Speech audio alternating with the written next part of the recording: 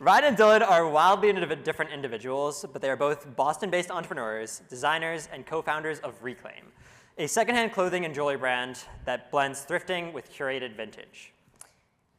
And they're also both seniors at Northeastern University studying business and design. Ryan's approach to entrepreneurship is grounded in experimentation and community. His work across fashion and music is about creating community spaces, both physical and cultural, where people can show up and find inspiration. Dylan's work is grounded in hands-on experience and community engagement. He has helped organize secondhand clothing markets across Boston and has always helped and loved getting involved in vintage and resale fashion. He also completed a merchandising co-op with Boston Beer Company, where he supported branded retail projects for Dogfish Head and Samuel Adams. In addition, he wrote an article titled Fixed in Fur for Northeastern student-run magazine, The Avenue, exploring the ethical implications of fur use in fashion. Please welcome the dynamic duo, Ryan and Dylan.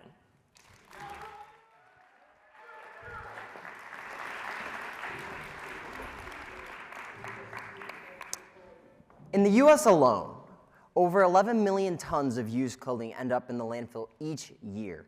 And the way used clothing is moved around is in these 1,000-pound bales.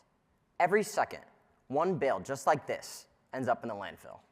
Each bale contains hundreds of garments, some worn once, some still new with tags, all packed into a cube destined for export, shredding, or landfill. This bale isn't just 1,000 pounds of clothing, it's 1,000 pounds of proof that the system is broken. And we're here to fix it by giving these jeans, jackets, and shirts a second shot at life. And I know what you're thinking. This sounds a bit overwhelming, but to solve a big problem like this, it takes small steps. Over just the last 6 months, we've kept over 50,000 pounds of clothing out of landfills, created a business, and made some money doing it. And while the scale of our operations has grown massively, especially this past year, our journeys as entrepreneurs started a long time ago.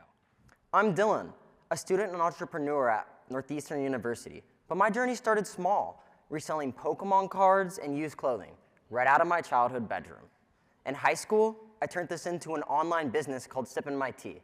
I was selling on Depop, where I grew my audience to over 10,000 followers, and I took my hustle with me to Northeastern.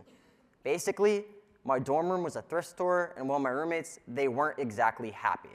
But I had been gaining so much traction online, and I recognized the potential that clothing had for forming a community at Northeastern. And I'm Ryan, also a student and entrepreneur from Northeastern University. I grew up in rural Maine, surrounded by a lot of space and not that many people. Opportunities always felt limited, but that really pushed me to create my own. In the 7th grade, I started my first business called Mainly Hype, reselling high-end sneakers and clothing online for a profit. Through this, I learned a ton about what sells and how to follow trends. I learned through YouTube tutorials, trial and error, and just throwing my ideas out there to see what would happen. But the more I learned, the more I realized that sneakers and clothing, well, they were just the gateway. What really mattered to me was the bigger picture. The fashion industry was filled with waste, and I wanted to do something about it. I was interested in profit, but more so the planet and the people. And while we're partners now, we weren't exactly always on the same team. We were competing, racing each other to the Goodwill on Harrison Ave, literally fighting over the same racks of clothing, pulling clothes out of each other's hands. But it was the competition that lit the fire. Eventually, we realized we could accomplish far more together than apart, plus split the gas money and have someone to lean on when things went wrong, which they did. But once we joined forces, it quickly became about testing, failing fast, and pivoting. Initially, we ran in-person pop-up thrift markets on the Northeastern campus, which was great until the rainstorm, which gave us the brilliant idea to invest in a tent. Rain aside, we quickly expanded outwards into Boston and beyond. The game changer for us, though, was the fill-a-bag. Turns out people really like filling up a bag of our clothing. At our second fill-a-bag event, we sold over 1,000 bags and brought in over $20,000 in revenue. We knew we were onto something, and to keep up with demand, we had to scale.